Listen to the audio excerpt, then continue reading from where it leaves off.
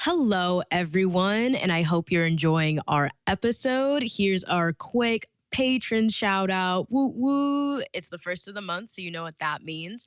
We're going to send a thank you out to John DeLisio, Rachel DeLisio, Emma Rudder, Sam Copeland, and our new patron, Jeanette Clark. Thank you Hell guys. yeah, Jeanette. Yeah, Woo! we got a Clark on the list. Yeah, Finally. baby. Yeah.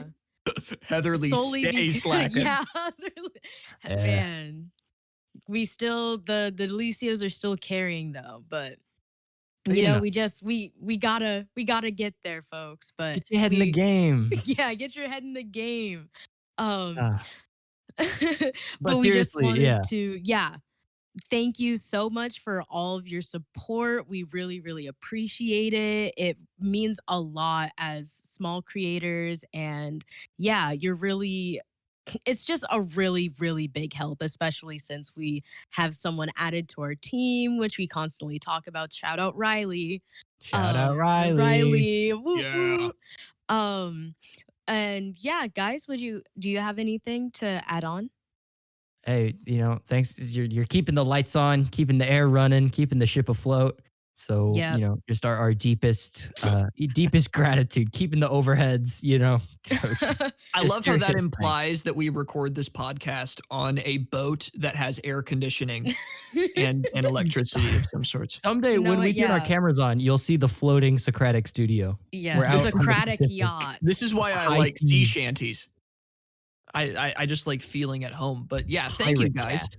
cast. Just remember that if you are a patron, every single episode I give a special message to all of you in the description. So read them because I put a minute of thought into each of them, and it's a very special moment where you and I can bond and love each other in an intimate and professional way. Mostly professional though. So Well, yes. thank you guys so much for supporting. Yeah, you're the best. I'd say it's like 70 professional, 30 intimate. Well, unless you pay me a tip that the other two don't know Depends about. on then- for each Yeah. Depends extra on your dollar. tier. Yeah. A special Socratic photo coming right to you if you give me $5. No, start No, the episode. Socratic OnlyFans. But before we jump back into our episode, if you are a regular viewer and want to be celebrated like this on the first of the month, consider becoming a patron. You can go to patreon.com/Socratic Cinema and help us out. Any little bit is very appreciated. But with that, let's get on to the show. Let's get into it. This week on Socratic Cinema. So in Game of Thrones case, it did need more seasons. So it depends on the show and the narrative you're trying to tell, rather than some weird made-up rule that we've decided with 3 or 5 seasons. With Breaking Bad, best show of all time, knew to cut it at 5 seasons. Wait, I so don't then what know was that. Smush selling people? Was it also weed? I have no. They didn't specify. It was drug. There's something about black folks that makes you want to bust them. I know. Move. Hey, future James, what's your favorite color? Hello, everyone, and welcome back to another episode of the Socratic Cinema podcast. My name is Kasey Clark, My name is James DeLisio. And I'm Charlie Heatherly. and this week we have something really, really special for you. James has been teasing it, his excitement for it, 4 weeks since it's been announced, I think. But this week we're going to be jumping into, drum roll please. I love the shuffling. I love it. Thank you. Concrete Cowboy. It's a Netflix original, I believe, starring Idris Elba and Caleb McLaughlin. McLaughlin. The kid from Stranger Things. Yeah, from Stranger know. Things. You know him. This movie was specifically made so that he could no longer be known as the kid from Stranger I Things. Yes, know. I was going to thank talk you. about it. Literally. So before we just go right in, let's start off with our opening thoughts. I think I'll throw it over to Charlie if you're ready. Mm-hmm. This movie entertained me for an hour and 50 minutes as it was designed to. And what I'm trying to say here is it was fine. It was certainly a movie. I think that it works much better, or it would have probably worked much better as a documentary if they actually went in and like shot the real cowboys here. And they had a lot of the actual, is it Fletcher Street? Yep. Fletcher They had a Street lot of the, Riders. yeah. They had a lot of them actually in the movie, which was really cool to see. But it just feels like this whole plot with Caleb McLaughlin is really meant to serve the narrative of the Fletcher Street Cowboys, which is something that I totally vibe with, but it just I don't really see a major purpose for it. And even the director, who has some really nice, or he specifically included scenes in there that are from his own past, like when he had to shovel manure out of the stables, or when they would all get around like the burning trash can, or whatever you want to call it, and tell stories. Like those are from that guy's life. The whole subplot about like that one guy being a drug dealer, Smush. and yeah, Smush being a Smush. drug dealer, and Caleb McLaughlin's character, sort of falling into that. That did not happen. That was not a part of the director's life. So it felt a little bit Hollywoody in those parts, but I think it makes up for it in different areas, which had a lot of heart, like the scene where they're on the baseball field and Caleb Ah, McLaughlin's trying to ride the horse. That was Mm. beautiful. the And I was like, best scene in the movie. Yeah. yeah, fantastic. So yeah, I think overall it's a fairly balanced film. Nothing insanely special, but I really did enjoy it. Any movie with Idris Elba is a treat, especially because he always has one song that he makes in them. Mm-hmm. I forget the name of this one, but it was pretty good. And yeah, I think that this is a great feel good movie if you're really feeling, down after a really crappy year. But yeah, solid 7.5 out of 10. Nothing really bad to say, nothing incredibly good to say. Yeah. Yeah, I completely agree. I really want to get into it, but there are some shots that literally had me going like, yes, this right here. Like I forget at what point in the movie, but it's like it's Caleb on a horse, and it's kind of like he's like a shadow, and Yeah, yeah, I know what you're talking about. yeah, and the sky looks so insane. Like it's just a really beautifully shot movie. Mhm. Um and I agree with Charlie. It is like a pick me up. I feel it's very interesting to see that whole subplot with Smush didn't actually um happen within the, because I know it's based on a book. So was that completely like not present in the book, Charlie? Do you know? I think it was present in the book, but the director was a member of the Fletcher Street Cowboys, or Riders, or whatever they're called. Mm. And some of the scenes, I guess, from the book and from his experiences melded together fairly well. But he wants to clarify that, like, although this is sort of a passion project for him and he's sort of trying to tell parts of his own life story, that specific part was not based on something he did. And I think that was pulled from the book as a Uh, dramatic element. And I don't think it necessarily needed to be there, but that's a conversation we'll have later in the podcast. Yeah, yeah. it is based off a book called Ghetto Cowboy by Jesse Joshua. No, illustrated by Jesse Joshua Watson. Oops. I just had to do some quick research because I had no clue this was based on a book. I thought it was like, I knew the Oh, Fletcher Street Riders were real, mhm. but I thought it was just like a completely like made up story just set in the real life, context of the Fletcher Street Riders. But that's interesting that it's like semi autobiographical. Did not know that. Yeah. Me Mhm. either. That's a okay, Charlie coming in with the fun facts. Fun Let's fact. go. But yeah, James, how did this movie make you feel since you were so excited about it? And I think I was also excited about it, but you were really, really riding that neo-Western train. Oh yeah, dude. Okay. I love, you all know that I love westerns. And by extension, I love neo westerns, right? I'm talking your No Country for Old Men. I'm talking your uh other neo western that's not coming to my head. But I really enjoyed Concrete Cowboy. I thought it was a fun watch. Certainly not nothing like Charlie was saying, nothing incredibly like over the top that stood out to me. Like, wow, this is so like insane, groundbreaking. But certainly a very fun movie with a lot of heart. I really thought Caleb McLaughlin did just an incredible job. He True. really, I think, Mhm. probably shows the most promise out of all the Stranger Things kids, acting wise. At least based on this film, I think he really has got some real chops. And his performance and his chemistry with Idris Elba was just so good, just so good. Yeah. A lot of really powerful scenes to me. The baseball field scene stands out as by far the best part of the movie. Um, The whole subplot with Smush didn't bother me. I it didn't bother me. It would have been nice to see the whole plot sort of revolve around the riders, but I don't think it was bad. It felt a little bit like two different movies trying to be one.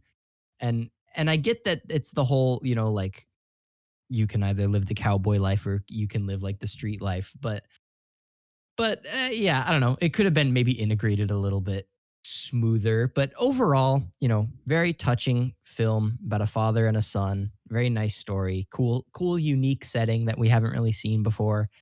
And yeah, that's overall, I guess out of 10, I'd probably give it like a 7 out of 10. Yeah, I'd recommend it for sure. Like if someone said, "Hey, should I watch Concrete Cowboy?" I'd say, "Yeah. Yeah, it's a good movie." Wow, you gave it Yeah. a lower rating than I did. That's Uh crazy. yeah, but I mean, if we consider 5 to be the average, then Just yeah, True. yeah, I mean, like, I totally vibe with a 7, but yeah, I don't know. I'm just it's just such an overwrought thing in so many of these movies that deal with black characters in a feel good way. Why does the thing always gotta be drugs? Like, why does it always have to be that? Like, it just Mm, it's really annoying.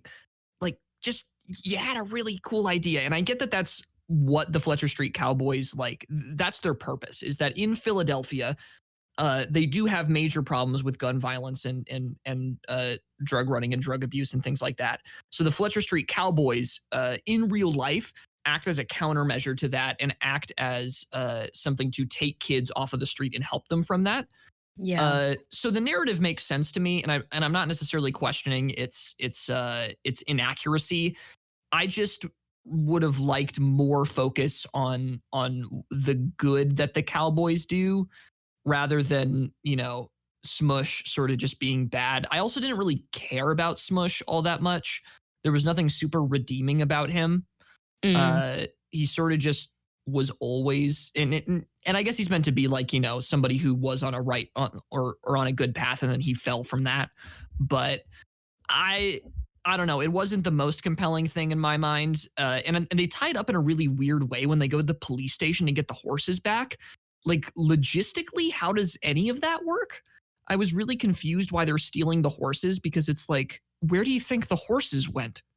If you wake up in the morning and you're supposed to compound like 5 horses, I wonder where the yeah, who else yeah. who but I think that was Who the else? point. Yeah. The sheriff came in and was like, "Well," because I think the plan was just to take Boo and Chuck. And then the sheriff was like, "No, no, no, here, you just release all of them and then, you know, just take the ones you care about." Yeah, it was weird. I don't know. It was never really explained very well. I think the idea was like release all of the horses to make it seem just like a freak accident and then just, amidst that frenzy, just take the ones, just take Boo and Charlie. But then or Chuck or whatever. But then everyone had their horses at the end. So I don't Yeah. yeah, that it felt a Yeah. little like we need a climax. Like we need a to sh- we need to shoehorn in a climax. Let's have them like break in and steal the horses. I think I think that brings up a larger problem just about the pacing in general. The points of like conflict felt a little weirdly placed. Like as much as this is a pretty straight up classic hero's journey, like it's pretty beat for beat, like just run of the mill. Um, it felt like sort of like the tension. You know how people talk about like interest curves, like if you plotted the interest of a story over time, like the curve it would make. Mhm. This movie's interest curve felt weird. Just like things, it was fairly slow for the first half, and then things just kind of happened. It was like, eh, okay, I'm trying to gather myself. I once heard it said that in your story, you should have it like there should always be like a therefore or a and because of that connecting every single scene. Like this happens, and because of that, this happens. But in this movie, it was like we have a scene of Caleb McLaughlin and Smush, pushing drugs. And then the next scene, he just shows up at the ranch and like suddenly, randomly, all the horses are stolen. And it's like, okay, I guess this is happening now. Like, I don't really know why. but like, sure, that was it felt a little Yeah. disjointed. I agree. I feel like the thing that the movie suffers from the most, in my opinion, is there's this kind of lack of exposition. Like you kind of like it's a full sorry. Oh, Yeah, it's we don't Charlie just died. Charlie just yeah, he He'll be left. back. Yeah. Um where it's this like as you were saying this point about like smush where it's like all we get as background between the relationship about the relationship between smush and cole is that oh yeah when he was living down here they were cool and then like I have plenty like I've moved around I have plenty of people that I'm like, I live down here. And then if I saw them again, I wouldn't immediately like start pushing drugs like with Yeah. those people. It was like Um, they sort of had this brother dynamic going on, but it was like you guys were just homies and then you like met each other again 10 years later and now you're forming a drug empire. Also, okay, totally like against the entire thesis, I guess, of my last video essay, but it's not even really a plot hole. What on earth was Cole contributing to the drug team? What right, right. he He was all he's right along. he sat in the car while Smush did 100% of the Isn't of work. the work. And honestly, I Oh, feel like that's why Caleb well, Caleb's character was not necessarily allowed to live, but like that's why everything was on Smush's head because Smush was the one that kind of just like he was guilty by association, but that didn't necessarily yeah, put he never took an active role in any of it for sure. yeah, exactly. Which I guess Um is sort of weird from a, like you hear about how you want to have an active protagonist and stuff. Um I guess yeah, I don't know. It feels like it feels like two different movies to me. Neither of them are bad. I like both of these stories on their own very much. Um mhm. I just wish they'd been blended a little better. This is one movie that I don't think I would have minded if it was a little longer. 'Cause it feels Right, like yes. we Fair. had this first half of buildup, and then things just like conflicts randomly just start, and then Smush dies, and then 10 minutes later, they have the horses back and the movie's over. And it's like, "Huh?" Right, yeah. I think And yeah, no, go ahead. I think for me, I like the movie in the sense that it's the black story telling a like it's telling the black experience from a kind of like a shifted perspective if we I'll touch on the drug subject because I feel like the inclusion of that drug like subplot as much as like of course that's probably the reality of it, but for me, I was really like amazed that we were even able to get this type of story told, because this is like, the age of we're still trying to fight against like how many more slavery movies do we need to make? How Right, many more yeah. like Yeah. yeah, where it's like, yes, hell yeah, I want a movie about black cowboys. Are you kidding? Yeah, it's Like, For like, sure. why couldn't they and have just then let it end there? Like let it be that, yeah. yeah. Because especially like from scene to scene, like not that it was necessarily anxiety inducing, but I was like, something bad is gonna happen. And like I'm Yeah. enjoying it. But like as soon as like I see a car, because or like a shot of car, I'm like, okay, we're back with Smush, something might happen. And then Mhm. it's like this whole thing where it keeps pulling me out of the enjoyability of this like the story of like black cowboys and even like on the bus like the scene where it's showing the kid on the bus and that he's like pointing out the window with his mom like seeing these like black cowboys on horses like while he's on like a but like that's so important, like those types of Mhm. stories are so important. That's why Black Panther mattered so much to people because it's like, look at this like black hero that can do all this stuff and they don't need to be pushing drugs. They don't need to like be doing all this stuff. Of course, that's still the reality of the situation. Um, but Yeah. that inclusion of it, it just kept pulling me like out of the enjoyment of that like side story of like the main story about the cowboys themselves. Yeah, And I just 100% I agree. yeah, I agree with James that if it was just a little bit longer and we got a little more of like a look into the background of these like relationships, it would have been like Yeah, 10 times better, Because because it's very much like a okay, this is adapted from a book. Like I know I'm yeah, missing something and I know it's somewhere out there and I'm assuming it's it's somewhere yeah. in the pages of a book, but It has a surprising amount of lore. Like mhm. it's one of those movies where it's like there's some serious like history here, and it's a shame that we don't get more of it. Like Smush very clearly had, a strong history with the writers, and he sort of alludes to like being abandoned by them, but that's never really elaborated on. And we're somehow supposed to equate like literal, federal officers taking the horse is supposed to somehow equate to like the writers abandoning Cole, and that's why he goes back to. But it's like none of this feels very fleshed out. Um, for sure. I feel like it's Yeah. a really good skeleton of a story. I just wish it had more. And Mhm. and Casey, I 100% agree with everything you just said. I mean, like the whole draw of this movie to me. We've talked about it in the Minari episode. How like I think we're ready to stop having underrepresented stories be just about how much underrepresented groups suffer. Like Yeah. we don't need more like trauma porn. Like that's not something we need in the Right. movie landscape. And so I was so happy, like, yes, Concrete Cowboy.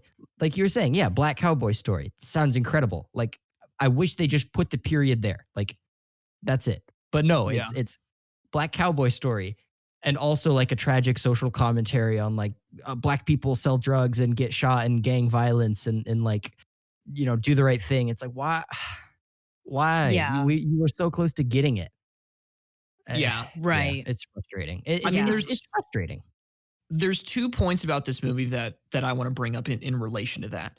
And I think the first one deals with its current structure, and that's how they have this or the movie sort of split between the drug plot and then the, writer's plot.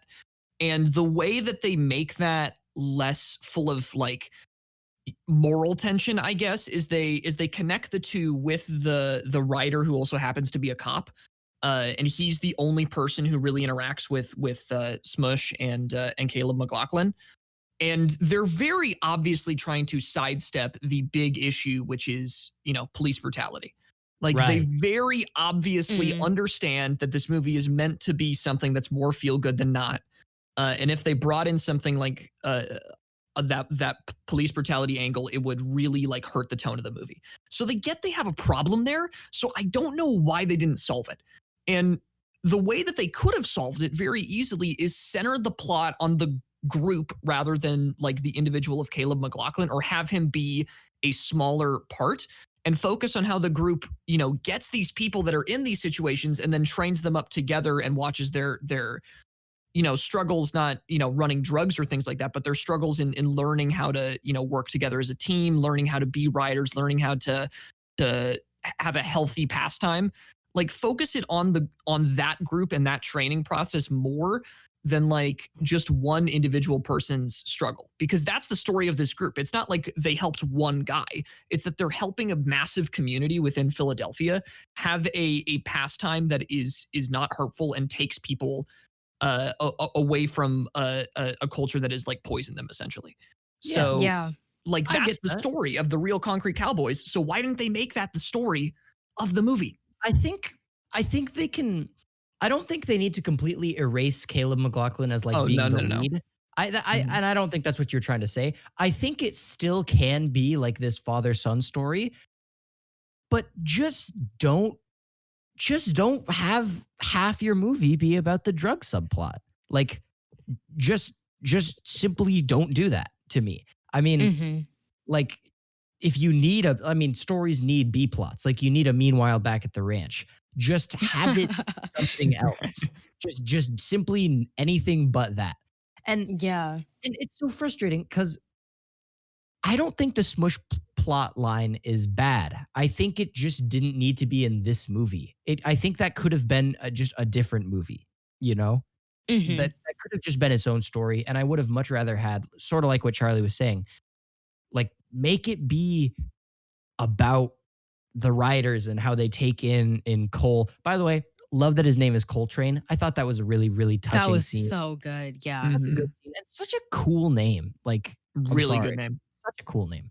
Um, but yeah, it suffers from trying to balance these two like vastly different stories, I think. Mhm. And yeah, and when the movie works best, it's when it's this cowboy story. It's the baseball stadium scene. That scene, I can't stress enough how much I enjoyed it. I mean, just because that's the first time we see them really get to be cowboys. They walk up all like, in that line, approaching the horse, and the lights are so dramatic. It's peak Western. It's it's like I dude, I feel like an idiot whenever I'm about to say it's like in Red Dead. It's like in Red Dead when the gang walks up to the manor, Charlie. Uh the Oh my Braithwaite god, yeah. Manor mission. It literally is exactly like that, and both of those are the coolest scenes in their respective, media. Mhm. It's just if we Well, had more of that, and you can have action with the cowboys, just have it be cowboy action, not drug street action. Like, it just Yeah. feels like such an easy sidestep.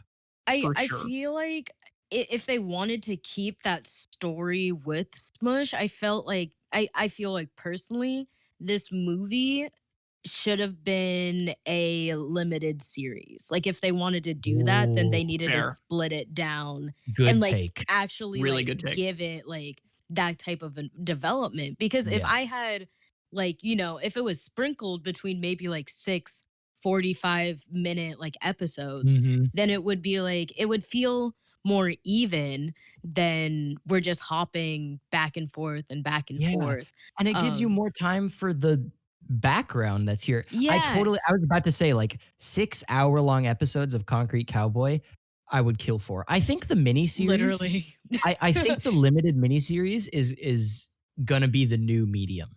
I I Mhm. hope sincerely think so. so, because it's such a good, like, because the benefit of movies is, there's sort of like the cinematic prestige, and you can tell a pretty contained story without having to worry about dragging it into 6 seasons.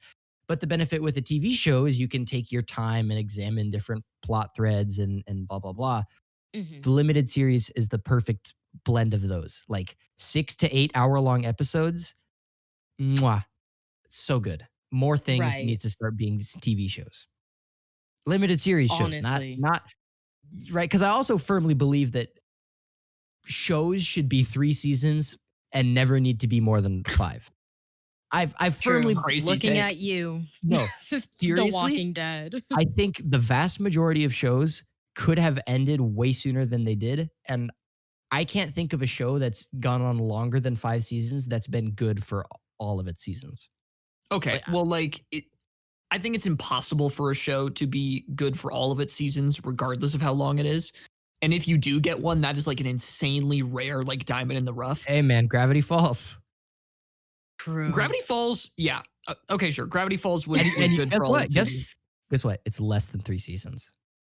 Oh, so It it's like didn't 2 seasons. But didn't we overstay its wanted welcome. more though. I would have Well, been listen, I well, would have been fine also, with one more because well, Yeah.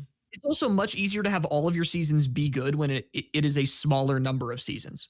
You know, exactly. like That's my That's point. true. it's. Statistically, a better show will have less seasons. I don't think that's how the math works. Oh, this is just like The Last Supper. But Game of Thrones is the main point that I would throw at you. Like, people don't like the last season. Sure, there's still 7 more that you can enjoy of hours upon hours of content. Right, right, right. Uh, That's true. But you're helping my case because it's more than 5 seasons and not all of them are good. well, yeah, but what I'm saying is it is statistically harder to have every season after 5 be good because there are just more seasons in general. It's so Yeah, much easier to exactly. have 2 seasons that are good rather than 7 seasons that are good. That does not mean Exactly. that a show is worse because it has more seasons, but only one of them is bad. I would argue And I in fact, Game of Thrones would have worked better if it had more seasons because people complained about the final 8 or the final 8th season being too short and wrapping things up too quickly. So in Game of Thrones case, it did need more seasons. So it depends on the show and the narrative you're trying to tell, rather than some weird made up rule that we've decided with 3 or 5 seasons. Look, Breaking Bad, best show of all time, knew to cut it at 5 seasons. Stranger Things. Is this where the rule came from? Stranger Things should have 100% ended at season 3. I think season 4 is a mistake for Stranger Things. I would entirely agree, even though it falls within the scope of your rule. Right. I said should be 3. 3 is the target because it's a trilogy. You get your 3-act plot structure. It's you know, I was gonna say fortissimo, but that doesn't work. Fortissimo means very loud. Fortissimo. It's tres bien. Oh shoot! Something just like totally fell off my shelf. Jeez, hope it's not a plant. Hope it is not a plant. It sounded like drumsticks. Oh. And also to stand up for all of my soap opera people, Grey's Anatomy has Good like Lord. Don't even a hold on. bajillion seasons. Like, And how many 18 are- seasons? It's 18 seasons, and none of them are good.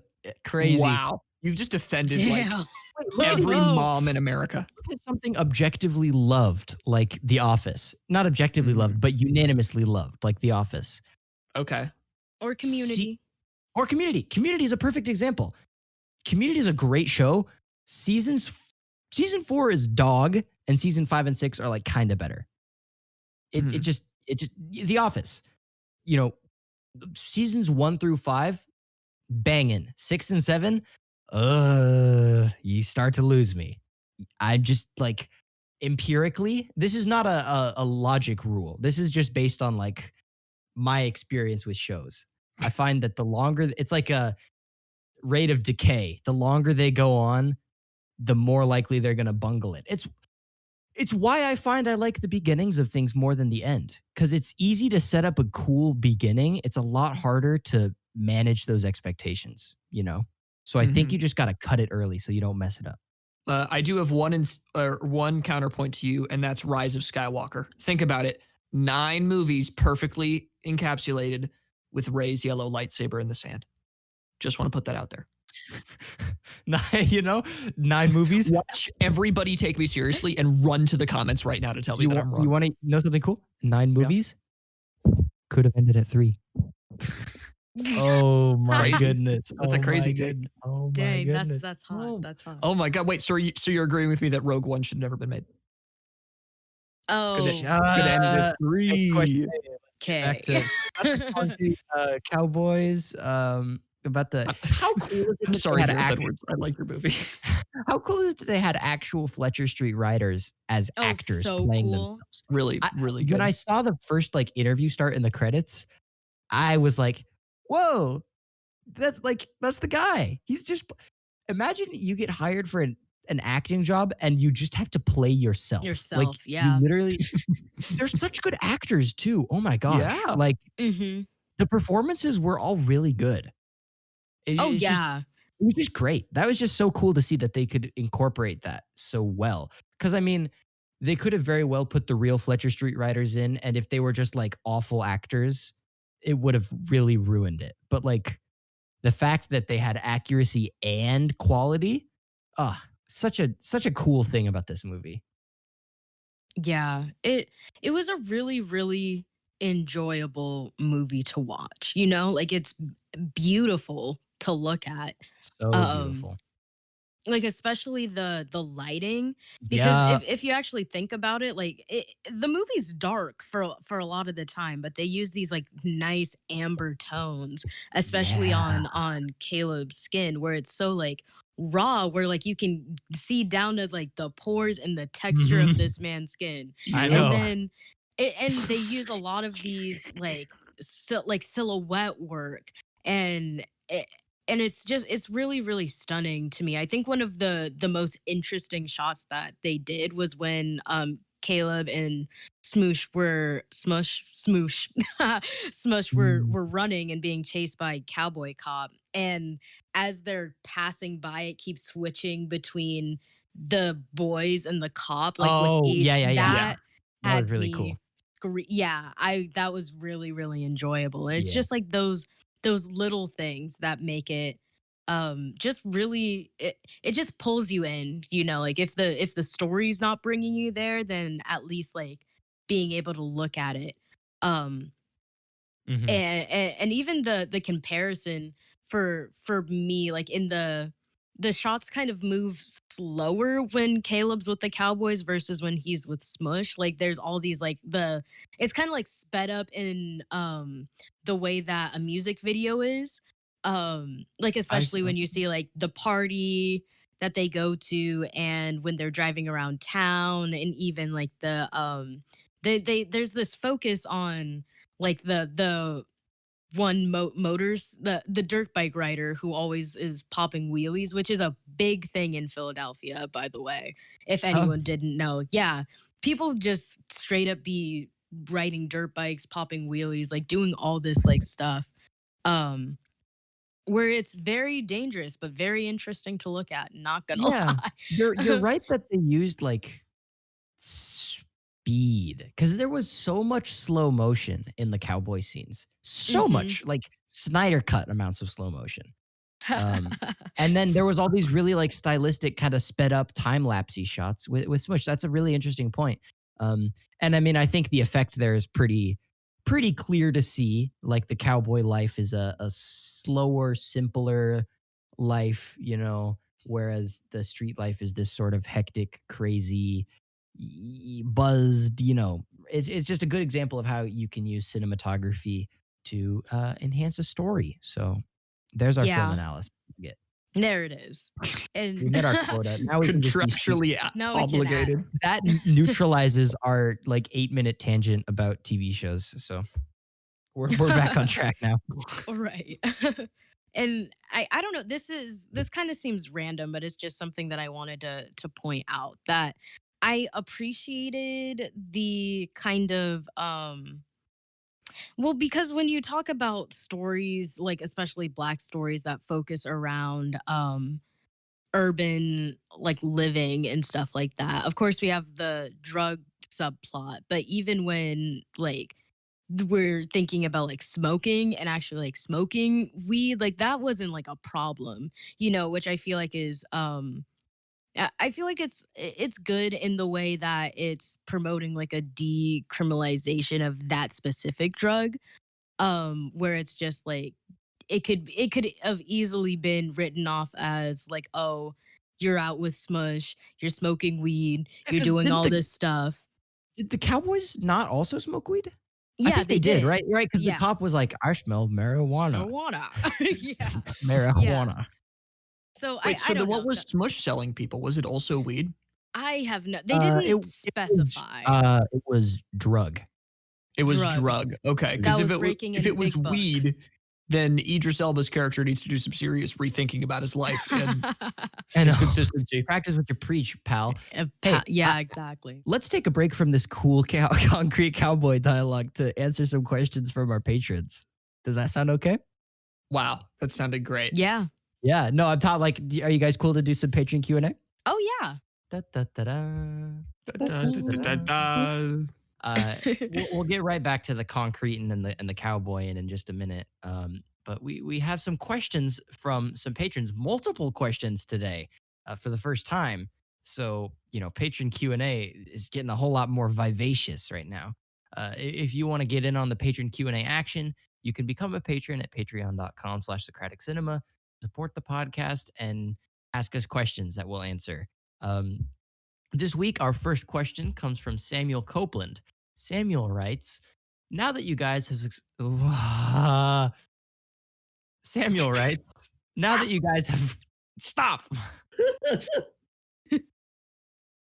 Samuel writes, now that you guys have successfully become movie snobs, it's time to pick your favorite directors. What does the trio pick? And I'm gonna pass it off to Kasey to start us off.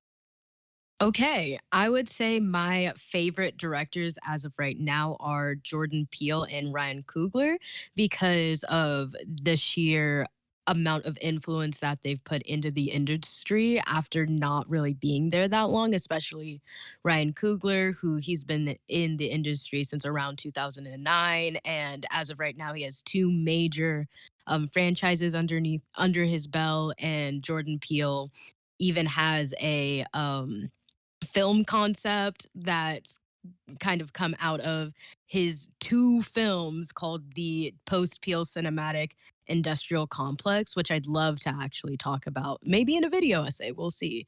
But just the power that these men hold is really, really. I have never Yeah. even. I just the post Peel industrial. That's crazy to me. Yeah. I'd really have to dive Wow. into that. What? I've never heard of that before. I thought you were gonna say this Peel cinematic universe at first. But yeah, those are some good picks. Peel was like a major player, kind of out of nowhere. Charlie, Mhm. who's Mhm. your favorite director? How to sound as pretentious as possible. Well, so some of the obvious picks that you could probably say are people like Quentin Tarantino and Wes Anderson. They're great directors, but I would say that my two favorites, number one, got to be Christopher Nolan. He's made my favorite movie, which is The Prestige. And I think Christopher Nolan, in all of his films, always has such interesting ideas. And I love his reliance on practical effects. And he's just great at combining a high level story with actual execution inside of a movie. Like things like Inception, he can actually deliver somewhat coherently inside of a film in a fairly understandable way. And then my second pick has got to be Steven Spielberg. I love Mhm. people who are obsessed with the concept of wonder and imagination, and I think that's what Spielberg's filmography is for me. Things like Jurassic Park, things like Jaws, things like the best movie of all time, War Horse. All of these movies share just a focus on, and I don't mean War Horse. That was a joke, by the way. You guys should have laughed at that, but who cares? I don't know what that is. You've never heard of War? Okay, keep- well, keep- we got to review War Horse. But yeah, so Steven Spielberg, very filled with wonder, imagination. You can see this in things like E.T., Close Encounters of the Third Kind. He just is super interesting. And he went to school at Arcadia High School, which is really cool. Oh, what? Dang. Yeah. Oh, period. That's totally like across the country from where we are. Totally not at all close to us. Yeah, we're actually in Beijing, so it's actually across the, ocean. we're recording from Kazakhstan. Enough. My favorite directors are Alfonso Cuarón and Edgar Wright. Edgar Wright, I just love his editing style, his snappy directing, very like reliant on music and visual comedy. I mean, Scott Pilgrim is a fun one. Baby Driver is one of my favorite movies ever. So Edgar Wright is pick one.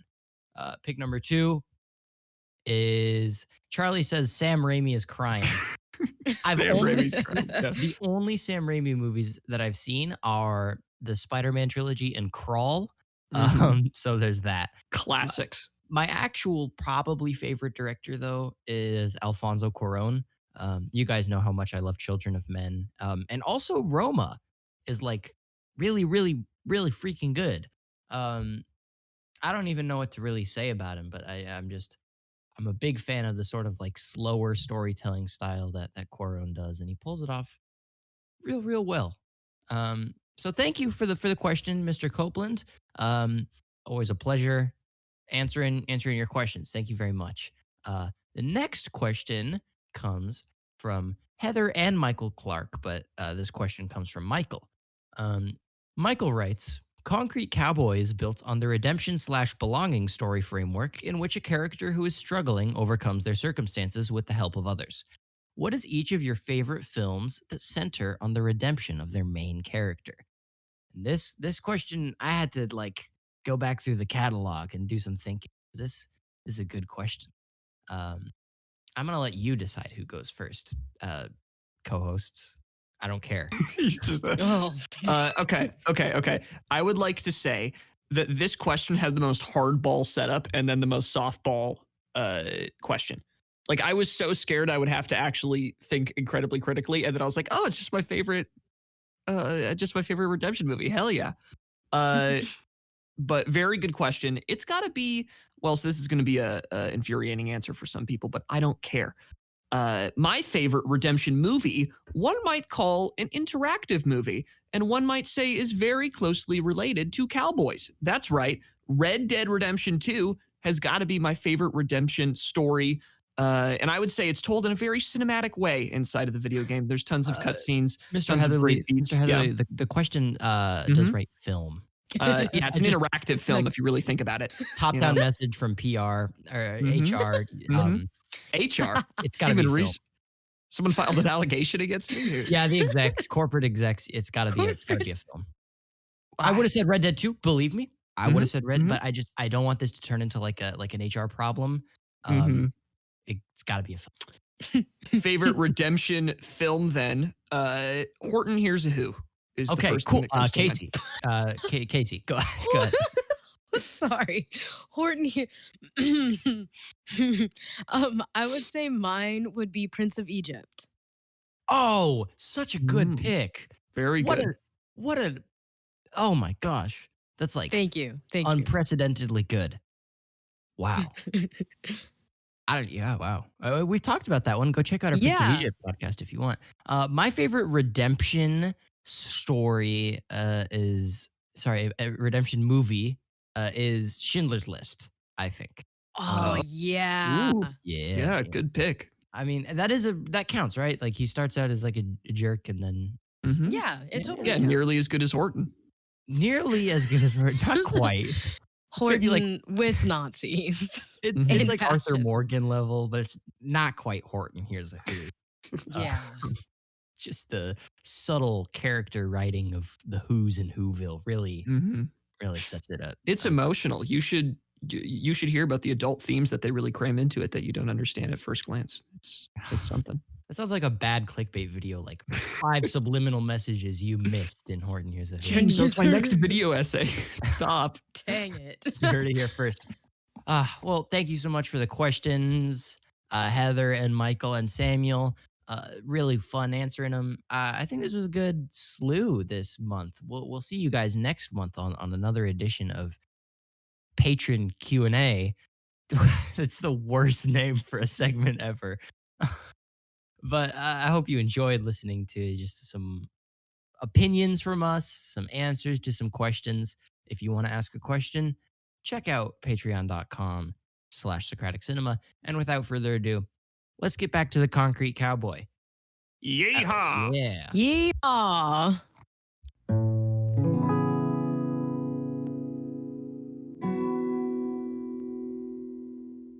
Yellow. Well, I hope you enjoyed that segment of Patron Q&A. But without further ado, let's get back to the Concrete Cowboy. It's like an acid trip that I just went on, and all we did was Yeah. talk about how we can edit videos. Time manipulation. Shit. Yeah. Biblical imagery out the wazoo. In this Oh movie. yes. Prodigal son. You know what, James? Swear to God. I've been meaning to talk to you for a minute. Christ, So, man. For those Exactly, that don't Charlie. know. Sorry. Sorry for whoever's editing that. That was right in the mic. Um, so James, for those of the viewers that don't know, can you do the run over My name of is what the Brian. prodigal son is? Reverend pretend like you're Delisio's talking to Sunday me. School. Reverend James's Sunday School, the prodigal son. This was a parable that was told in the New Testament, the story of the prodigal son. And basically, how it goes is there is these 2 sons, and they have a father, and they're a pretty rich family.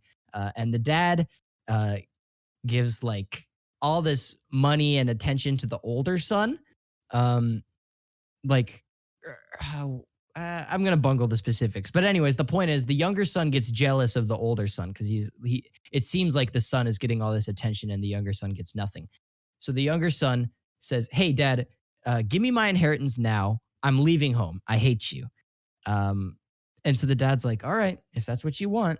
So he gives him all his inheritance, and the younger son leaves home and goes and blows it all on like hookers and cocaine and stuff. As he should. And he spends all his money, and he winds up he spends all his money, and he needs a job, and he needs food because he's flat broke and starving now.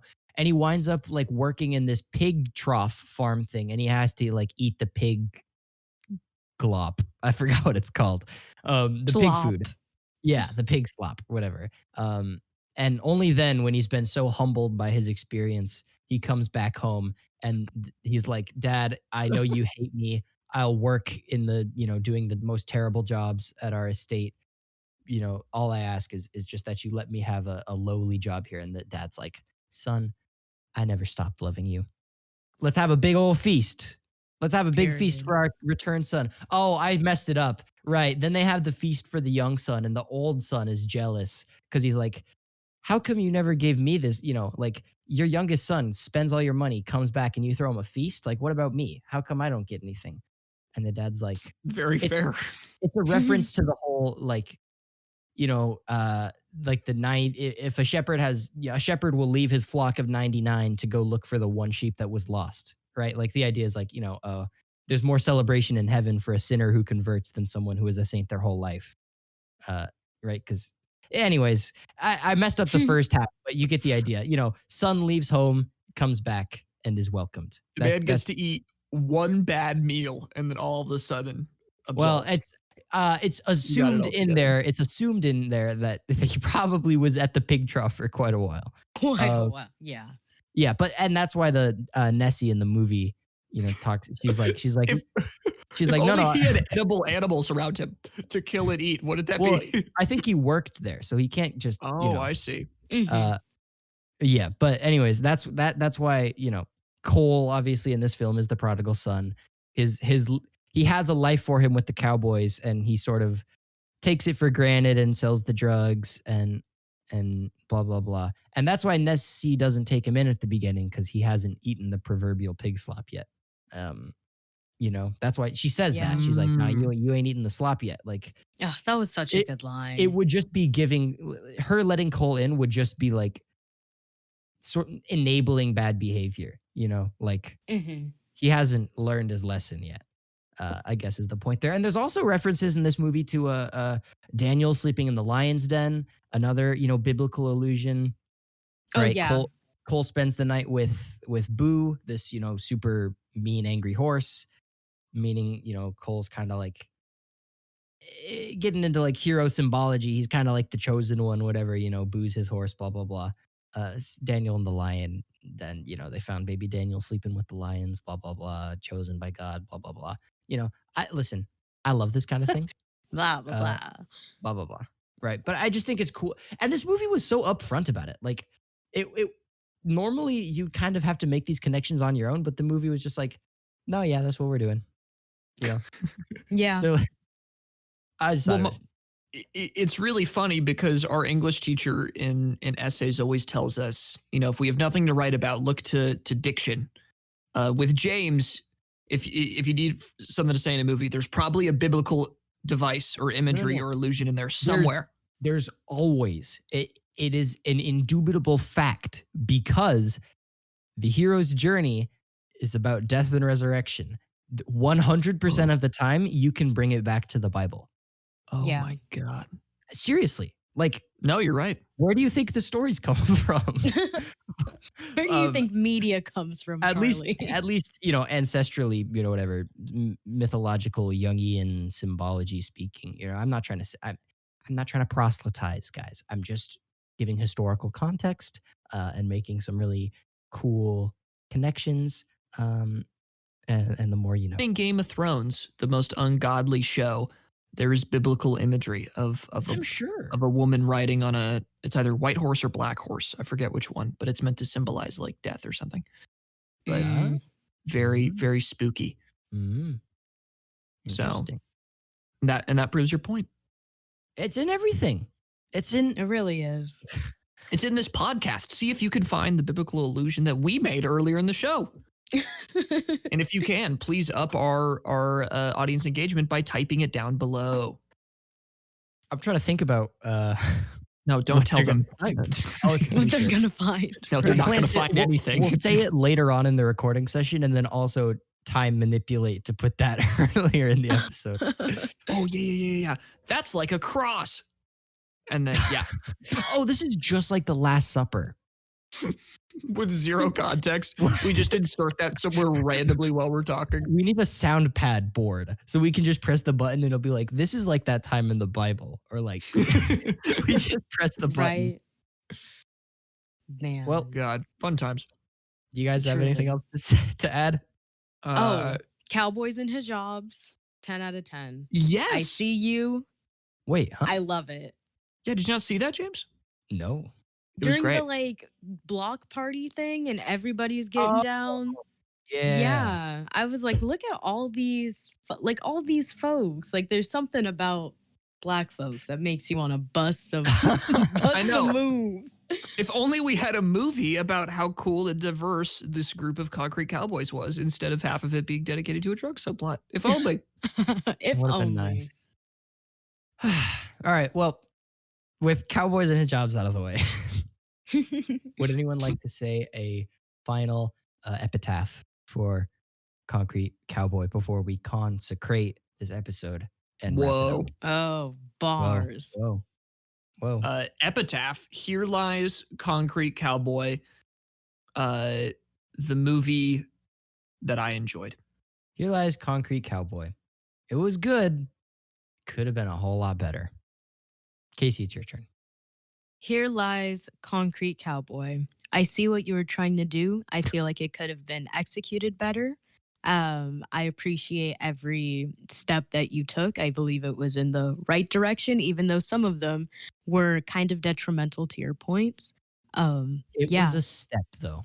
It was a step. It wasn't a perfect step, but no first step in the right direction ever is. It's always shaky, right? Exactly. No It's the one- baby steps that Mhm. count. Exactly. No one, but if anything, better to have tried and stumbled than never to have tried at all. Exactly. And Rachel. watch it. This And is watch it. Yeah. the What stamp of approval. are you listening to us for? Go watch the Go movie. watch it. Go watch. Get out of here. Exactly. Because if you can show that these movies can be successful, we'll hopefully get less The only way to 14 get better years of slaves. And Yes, exactly. The only way to get, as sad as it is, the only way to get better movies is to support the less good ones so that they have an incentive to make better ones. It's kind of a crappy system, but it's the framework in which we have to, work. So Jeez, capitalism. Can't believe it. it's like, I remember people saying that about the Mulan movie. It was like, yeah, Mulan's terrible and it sucks, but like, a lot of like some activists who are, very active were like, oh, we got to watch it. Like yeah. it's terrible, but we have to watch it to boost Asian movie ratings. And I was like, I Wait, mean, no, you don't. That's ridiculous. I don't What? know. It's not my logic. Why not just keep trying to get like? Never mind. That's a Well, topic because then for what you do is you ask, hey, can we have a good Asian movie? And then they look at the track record of Asian movies and they see that they've all bombed. And in the studio brain, instead of thinking that they bombed because they were just terrible movies, they think that they bombed because they were Asian movies. Exactly. That's what And- happens. And then they don't make more. It's like, no. It's like the whole female Ghostbusters thing. Like this movie wasn't bad because it was about girls. It was bad because it was bad. Like, don't get the because people are always so quick to be like, a woman-led movie gonna be another female Ghostbusters. It's like if it's just a good movie, that's not gonna happen. I mean, I think it's twofold, because if so people supported monetarily that Ghostbusters movie. I'm pretty sure. Like it did okay in the box office. And there were a string of female led movies that followed. One of them that's coming to mind is Charlie's Angels. yeah, I was thinking that one too. But that movie was also, at least from the reviews that I read, fairly not well received. And I think was generally another like meh showing at the box office. So by supporting these movies, I don't think it's necessarily letting to a studio know, like, look, we can put women in things and people will like it. It's sort of showing them like this is the bar that they have to hey, meet. this is good enough. Like just Yeah. yeah. People will pay for this because they think that, if they don't pay for it, then they're like, or like the whole train of thought that, you need to support bad movies that have minorities in them or lesser represented groups. Like support good movies that have lesser represented groups in them, because guess what? There's plenty of them. Like literally, That's true. if That's a we good point. just started bringing like just Korean cinema like to the mainstream, it would do so much better. Those movies are incredible, every single one of them. It's insane the quality, and nobody knows about it. Like Parasite broke ground because of that. And the fact that there are still some people going like, well, you know what, we need to support Mulan instead of like, I don't know, watching anything that is it like Bong Joon-ho, right? I got that right? Yes. Yeah. Yes. Like watch anything else that he's done instead of watching the crappy Mulan movie that came in, because guess what? Disney is not also only thinking about it as an Asian movie. They're thinking about it as another crappy live action remake. And they're not going to churn out any more original content while you keep paying for them. Why do you think Lion King grows so much money, guys? So much. That's a good point. Hey, you know what it all comes down to? Let's just hope Shang-Chi is good. Everyone, thank you for coming to Socratic Cinema. Thank you for coming to the Socratic Show.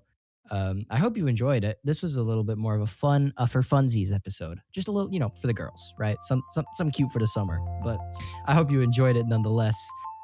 Speaking of summer, man, it's starting to heat up. What is it? May 1st? Praying that none of our uploads change and this comes out on May 1st now. That's what I do here, folks. I get rash about the future, as you've seen from our time mishaps this episode.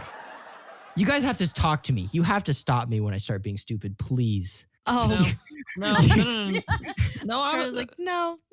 I don't know, Like, dude. I have a good amount of Instagram time during these podcasts. I just saw a video of someone like cooking chicken with a bucket, like a Home Depot bucket. Listen, that whole bit bombed. You could have saved me. You could have stopped it, but you let me like... Hold on, listen to the chicken cooking. Why are we getting... See... Screw you, man. All right. I'm sorry, that's me saving it. Stop. Thank you for listening to Socratic Cinema. If you enjoyed this episode, please like and comment, and let us know if you think the chicken is a good cook. And check out our website at socraticcinema.com. You can find links to all our socials. We're talking Twitter. We're talking Instagram. You can also find our Patreon on there if you want to support us monetarily, not just morally. Although you can certainly do both, Patreon contribution. Oh, I just want to say you're funny, and I appreciate you as a human being. Yeah. All right, now I have energy to keep going. Contributions start as low as $1 a month, and you really help us elevate the quality of the show when you become a patron. If not, no pressure. I'm not trying to make you like feel pressured to spend money on us, but if you want to, you can. Also, be sure to go check out our website and vote on our anniversary survey. We want to make this year's anniversary episode something real special, something I think you're gonna like. Sort of a going from BC to AD. Yeah, think like that big. Right? We're trying to do something special here for you guys. So I hope you'll help us make it even better by voting, because when you vote, you're the GOAT. Thank you. We've been the Socratic. Come on, guys. What do you want from us, James? What do you want from us? Laugh, be funny. Your podcast host. Your podcast hosts. We have people here expecting us to talk and be funny, and then I start trying to riff. And the second I start to do fun fact, actually, I found another great Instagram video. The second I start to do a bit, you guys are like, lips are sealed. Roman prostitutes. It's pretty interesting. You guys are like, nope, lips are sealed. Yeah, I'm gonna just let him go. I'm gonna just let him flounder out there. I am dying. I'm dying. It's made to look like a magic fairy tree. I'm like trekking through the desert, and I come to you guys and I say, water, please, and you say no. Goodbye. This one's about Doofenshmirtz's birthday. Goodbye. Adios. Craig leaves. We're done. Adios. Screw you.